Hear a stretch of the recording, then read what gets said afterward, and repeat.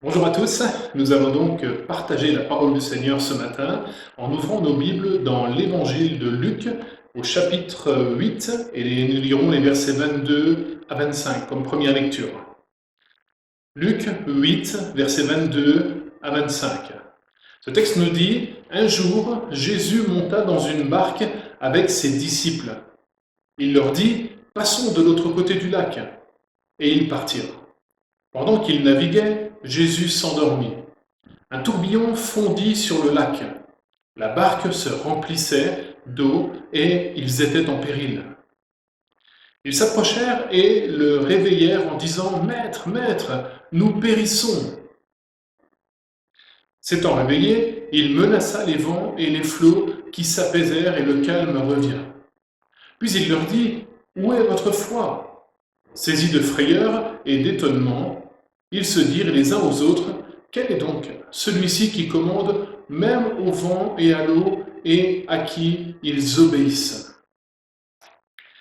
Chers frères et sœurs, le thème de la tempête reste et sera toujours d'actualité. Aujourd'hui, plus que jamais d'ailleurs, nous venons de traverser ces temps de cyclone et nous savons à quoi peut ressembler une tempête et surtout ici à Madagascar. Ce phénomène naturel et physique se trouve de plus en plus même au cœur des débats, qu'ils soient politiques ou environnementaux. Souvent, pour tout ce qui tourne autour du réchauffement climatique, notamment de la protection de la planète. Cette tempête peut prendre différentes formes. Soit une tornade, un cyclone, des vents violents, un tsunami. En fait, tout cela reste une tempête. Ce mot d'ailleurs paralyse toujours autant les hommes qui y sont confrontés. Il amène toujours autant d'interrogations et d'angoisses quant à l'issue de cette tempête. Et parfois même aux questions de la vie, de la mort et même de l'au-delà. Que va-t-il advenir ? Nous avons tous, à mon avis, connu, chacun pour notre part, des avis de tempête. Des avis de tempête dans nos propres vies. J'ai intitulé ce message ce matin « Avis de tempête sur la mer de Galilée ». Mais peut-être que cet avis de tempête, il est sur ta mer à toi, sur la mer que tu traverses, la mer de ta vie.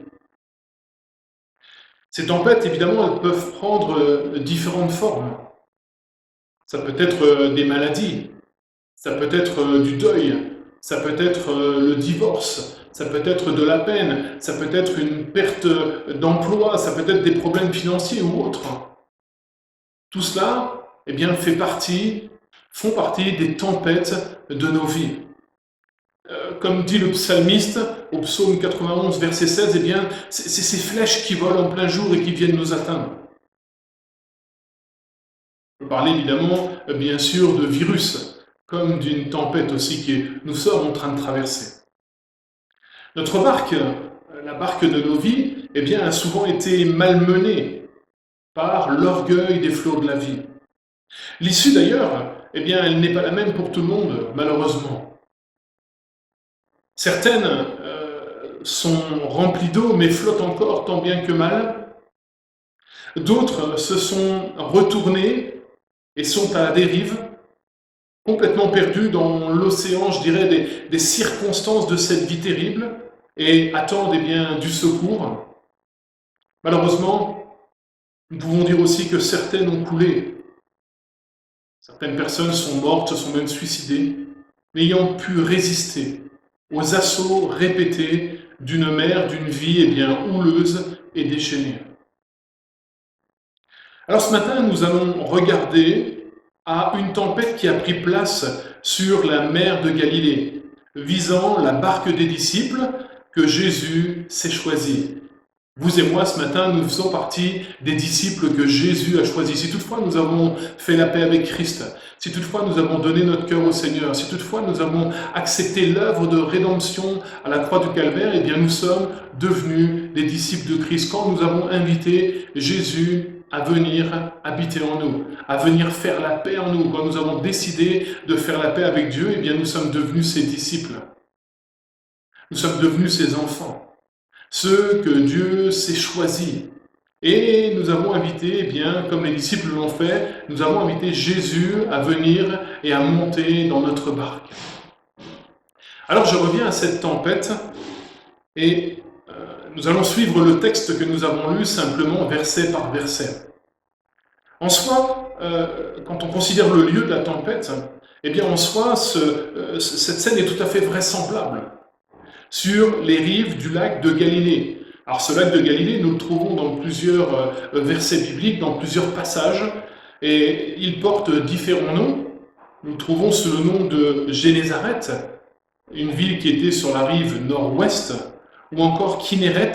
Kinéret veut dire harpe, et nous trouvons dans le passage de Nombre, chapitre 34, verset 11 notamment, ou encore Tibériade, le lac de Tibériade, qui est sur la rive, une ville qui est sur la rive ouest. Ce lac a une longueur nord-sud d'environ 21 km et est large de 12 km, avec une profondeur avoisinant les 50 mètres. En raison de ces dimensions, les évangiles parlent d'une mer, une mer intérieure. L'activité principale de ce lac était évidemment la pêche, puisque ce lac est un lac poissonneux. Ce lac fut, selon les passages des évangiles, eh bien, le théâtre de plusieurs scènes miraculeuses. Au nombre de celles-ci, on peut citer la pêche miraculeuse de Luc chapitre 5, Jésus qui va arrêter la tempête aussi en Luc chapitre 8, et enfin Jésus qui marche sur les eaux en Jean chapitre 6. Alors je reviens au texte, l'action. Regardons à cette action, ce qui va animer ce passage. Au verset 22, le texte commence par ces mots « un jour ». Je vais m'arrêter simplement sur ces deux mots « un jour » et pour moi, ce n'est pas anodin. Je dirais même que ça me parle de tous les jours, d'aujourd'hui comme demain. Cette tempête qui va se lever sur la mer de Galilée va le faire sans prévenir un jour, c'est-à-dire n'importe quand. Il était ensuite, Jésus monta dans une barque avec ses disciples. Et il est précisé d'ailleurs dans l'évangile de Marc, au chapitre 4 et au verset 36, il monta dans la barque où il se trouvait. Jésus désire monter dans la barque où nous nous trouvons. Il désire venir entrer et faire son œuvre dans nos vies. Comme j'ai dit en introduction, nous sommes tous confrontés à cette obligation de mener notre barque dans cette mer qui est écumeuse et démontée de nos vies. Comme pour les disciples, Jésus ce matin encore a ce désir de monter dans la barque où nous nous trouvons pour faire la traversée avec nous. Que son nom soit béni ce matin. Le Seigneur Jésus-Christ veut être dans la barque avec nous afin de pouvoir faire la traversée avec nous. Il ne veut pas juste monter dans la barque pour y être bien. Il ne veut pas juste s'en servir comme d'un moyen de transport. Le Seigneur veut faire la traversée avec nous. C'est-à-dire qu'il veut être là, qu'il veut nous aider, qu'il veut nous conduire. Que son nom soit béni ce matin. Comme nous le savons, nous ne sommes pas éternels. Alors, je ne sais pas si vous pouvez dire amen à ça, c'est peut-être un peu compliqué. Pour les plus robustes d'entre nous, nous vivrons entre 80 et 90 ans, et après. Je dirais peut-être même moins, vu les conditions actuelles. Quelle sera l'issue de notre voyage terrestre? Quelle sera l'issue de notre traversée? Aurons-nous vogué contre vents et marées pour le bon but, dans la bonne direction? Atteindrons-nous enfin le bon port? Tant de questions qui demeurent et auxquelles, je crois, il faut pouvoir donner de bonnes réponses. Le Seigneur a décidé, pour ceux qui l'ont invité, de voguer avec nous, de faire la traversée avec nous. Et nous sommes assurés ce matin que si Jésus est dans notre barque, si Jésus est dans notre vie, nous arriverons à bon port. Il va nous conduire à bon port, que son nom soit béni. Pour ce qui est des disciples, dans ce texte, il est clair que c'est lors de cet événement, ou plutôt que lors de cet événement, si Jésus n'avait pas été avec eux dans la barque, ils n'auraient sûrement pas gagné le rivage. Ils n'auraient pas sûrement gagné le pays des Gadaréniens sur l'autre rive du lac. C'en aurait été terminé pour eux. Ils n'auraient pas pu, malgré bien qu'ils soient des pêcheurs chevronnés, des habitués de la mer, le passage nous démontre bien qu'ils n'auraient pas survécu à cette tempête qui s'est levée un jour. Ce un jour, c'est peut-être ce matin pour toi, mon frère, ma sœur, mon ami, ce jour où Jésus veut monter dans ta barque, ce jour où Jésus veut calmer ta tempête.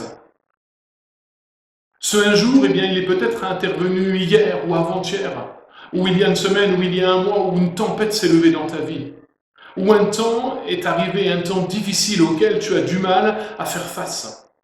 Mais Jésus, ce matin, se propose encore de se lever et de calmer la tempête. Un mot de sa part. Et la tempête est calmée, la tempête est apaisée. Il nous faut encore le croire ce matin, et c'est vrai. Nous l'avons les uns les autres que c'est difficile.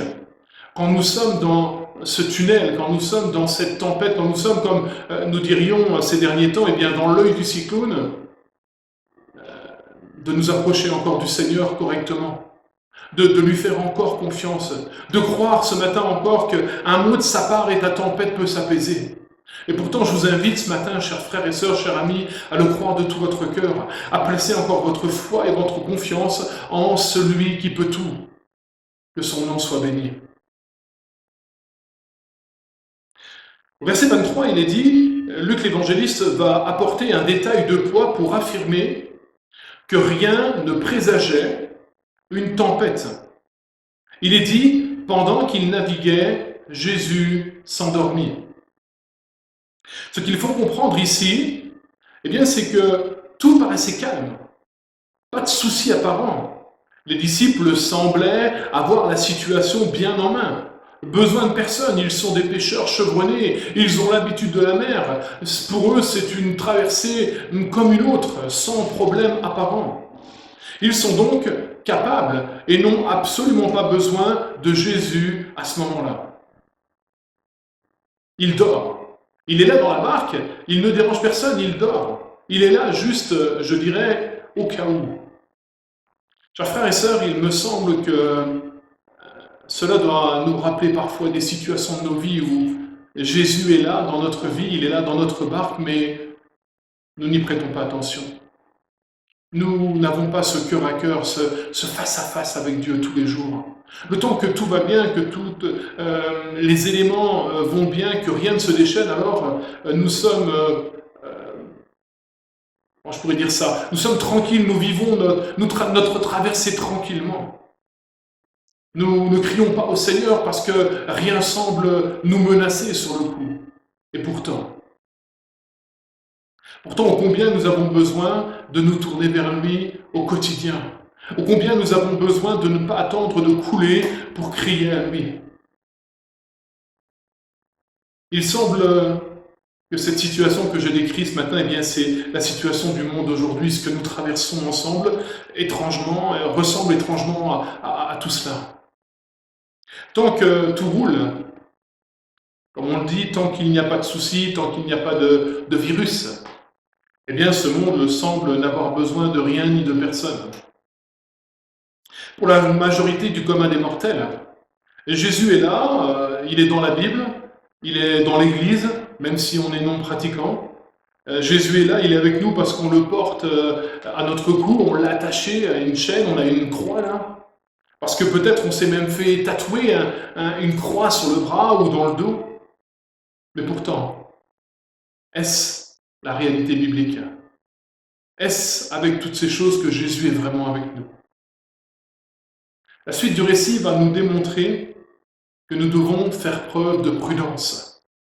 La bonne nouvelle ce matin, c'est que même si la relation des disciples avec Jésus à ce moment de l'histoire semblait un peu déséquilibrée, le Seigneur était dans la barque.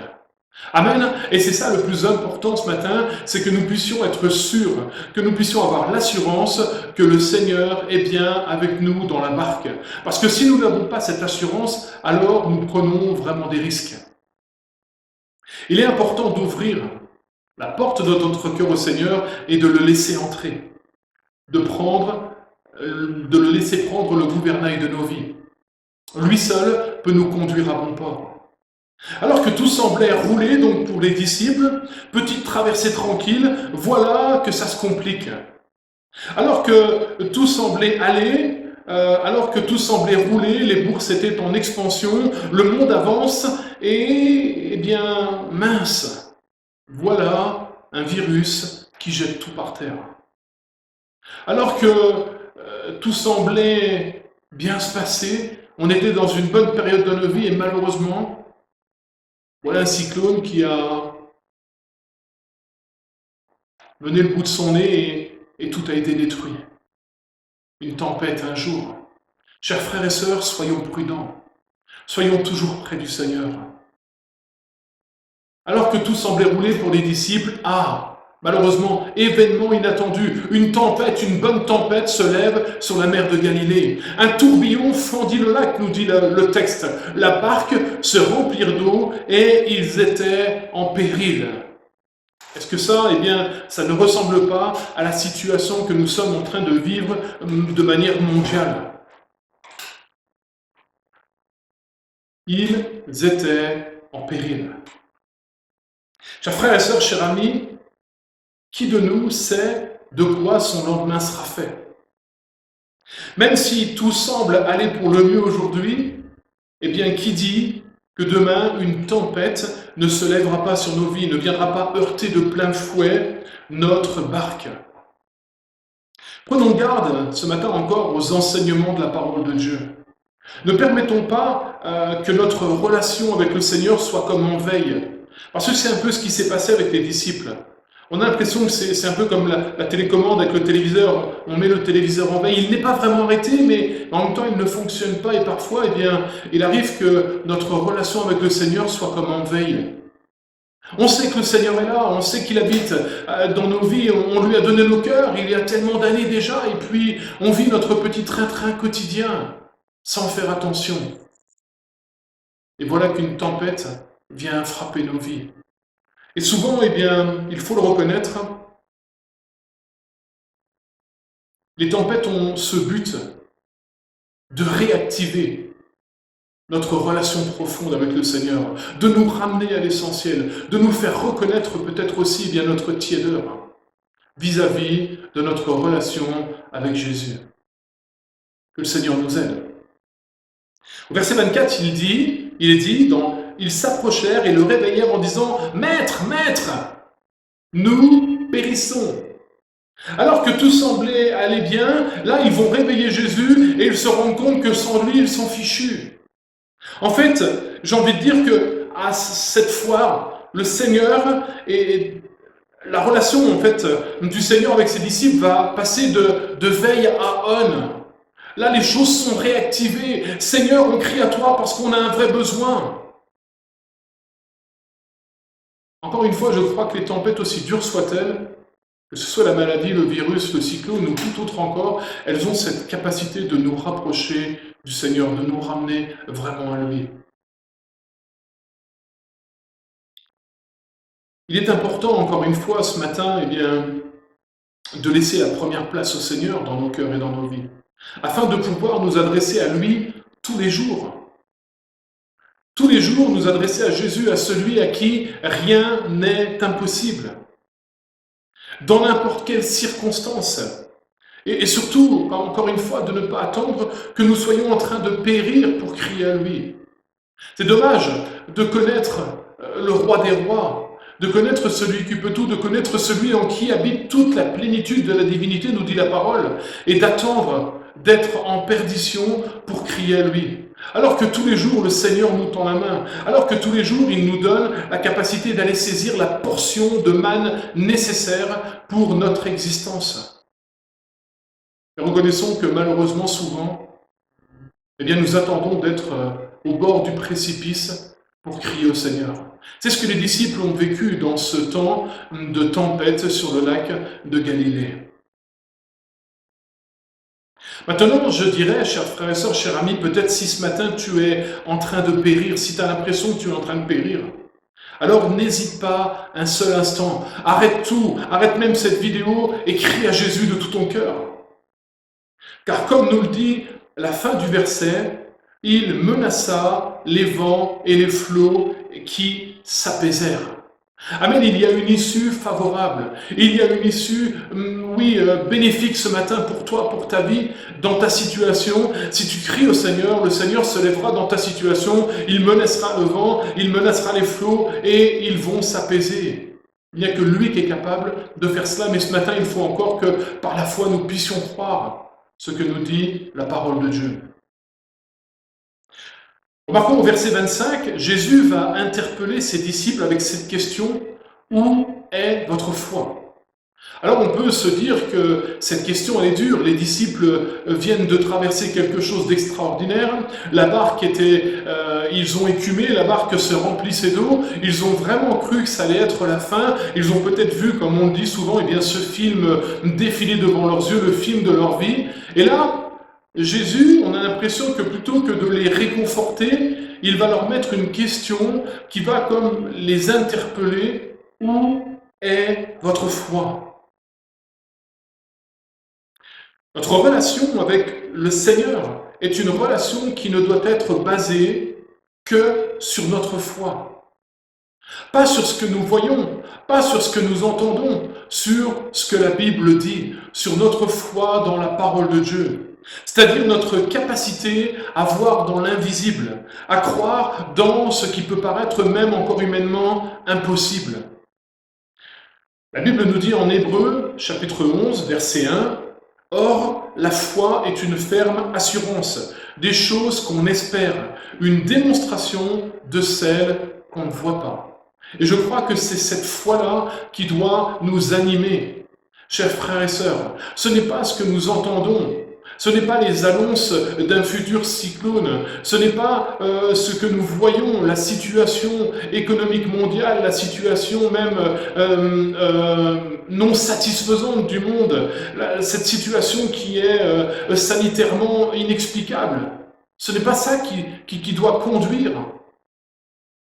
ce que nous croyons, mais ce que nous croyons doit être conduit par ce que dit la parole de Dieu. Nous devons être conduits par notre foi en la parole de Dieu, dans le Fils du Dieu vivant, Jésus-Christ.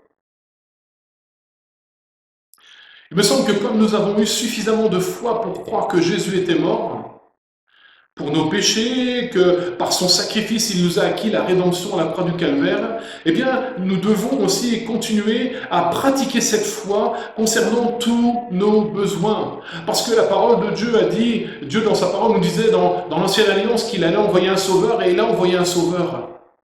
Dieu a dit dans l'Ancienne Alliance déjà, la promesse était faite qu'il pardonnerait nos péchés, et Jésus a bien pardonné nos péchés.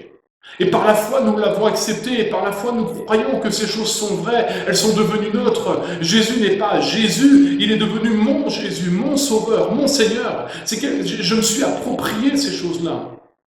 Et bien, de la même manière, par la foi, ce matin, approprions-nous toutes les promesses que Dieu a faites dans sa parole. Quelqu'un a dit un jour, il y a plus que 355 promesses dans la parole de Dieu, et donc nous pouvons en saisir au moins une chaque jour.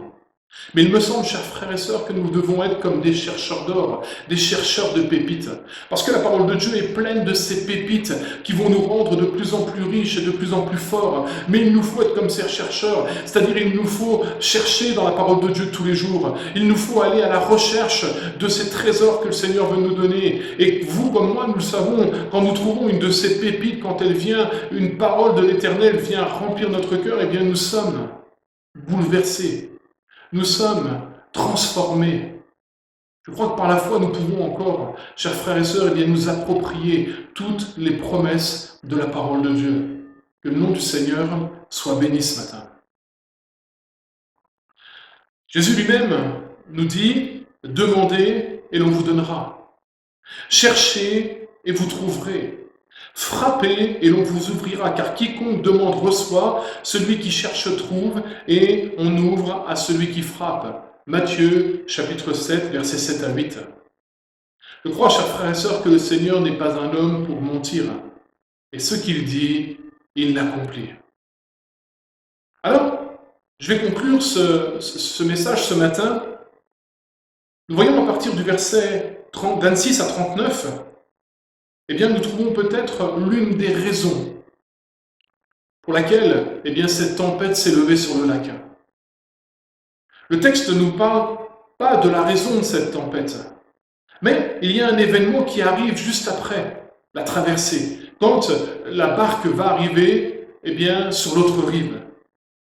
Nous savons, après une lecture et une étude des Écritures, que le diable livre une lutte sans merci contre les enfants de Dieu et contre ses enfants.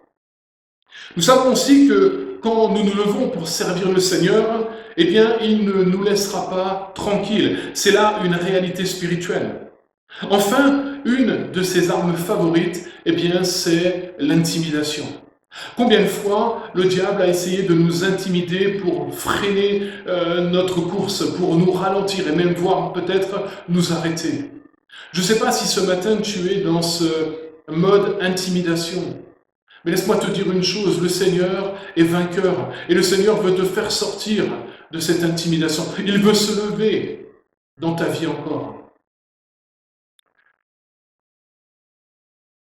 Dans les versets 26 à 39, juste après les événements de la traversée, il va se passer un miracle. Un démoniaque va être libéré. Et ensuite, fort de sa liberté, fort de sa nouvelle vie, il va aller proclamer partout ce que Jésus a fait pour lui. Il faut comprendre une chose, c'est que le pays des Gadaréniens était une région païenne de la Décapole. Cette région était sous forte influence du paganisme grec. Autrement dit, cette région appartenait au diable. La Bible dit en 1 Jean, chapitre 5, verset 19, premier épître de Jean, 5, verset 19, « Nous savons que nous sommes de Dieu et que le monde entier gît sous la puissance du malin. » Ainsi, on peut comprendre peut-être plus facilement pourquoi le malin a essayé d'arrêter, à mon sens, les disciples et Jésus lors de cette traversée, voulant à tout prix qu'ils n'arrivent pas à destination. Parce que s'ils arrivaient à destination, le miracle aurait eu lieu, le possédé serait libéré et l'évangile serait proclamé.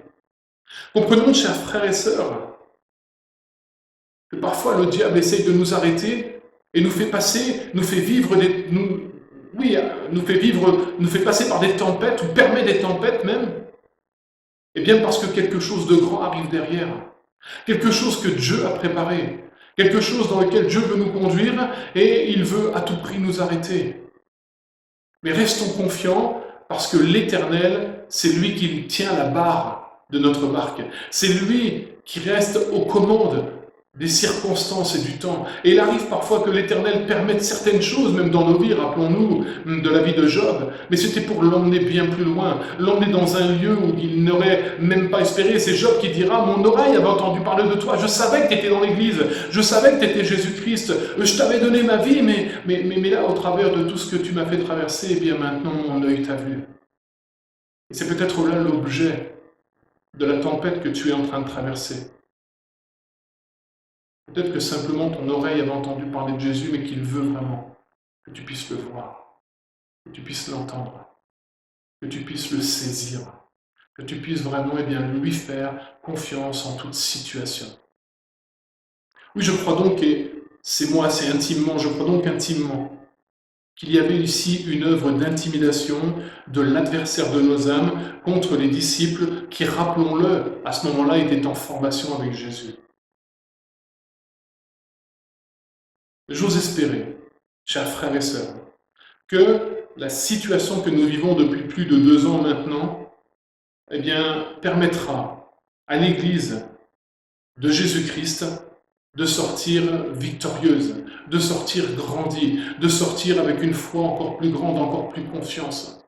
Paul disait en Romains 8, « J'ai l'assurance que ni la mort, ni la vie, ni les anges, on connaît bien ce passage. » Est-ce que ce matin nous pouvons dire « J'ai l'assurance » que je vais traverser cette tempête, que je vais sortir victorieux, que je vais sortir grandi. Chers frères et sœurs, nous avons besoin de certitudes, des certitudes de la parole de Dieu pour pouvoir traverser ces moments compliqués, ces moments qui ne sont pas évidents de nos vies. Laissons le Seigneur nous remplir de ces certitudes. Et une des manières d'en être rempli, eh bien, c'est d'étudier la parole. C'est d'ouvrir chaque jour la parole, de laisser le Saint-Esprit faire son œuvre en nous, de laisser le Saint-Esprit bien développer en nous le caractère de Christ. Que son nom soit béni. Je vous invite à la prière. Seigneur, nous voulons te louer et te rendre grâce. Nous voulons te remercier pour ta parole.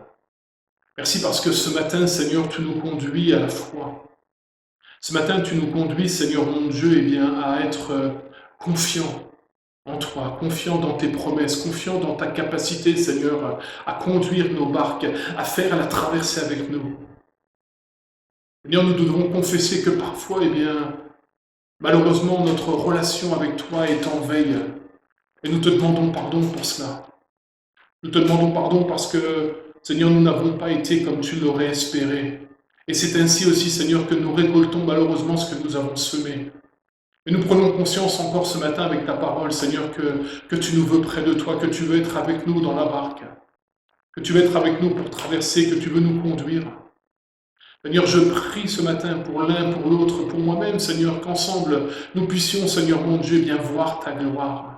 Voir ta gloire se manifester dans les moindres détails de nos vies. Voir ta gloire se manifester dans nos tempêtes. Voir, Seigneur mon Dieu, ta gloire et bien se manifester dans nos vies. Qu'une parole de toi vienne, Seigneur mon Dieu, arrêter la tempête. Que l'écume s'arrête, Seigneur, que la barque, Seigneur, ne soit plus remplie d'eau. Seigneur, nous voulons encore te voir à l'œuvre dans nos vies. Seigneur, nous savons que tu n'as qu'un désir, c'est que nous puissions être près de toi et nous te prions de nous aider à être près de toi encore ce matin. Oui, à toi soit la gloire. Je prie au nom de Jésus-Christ. Amen.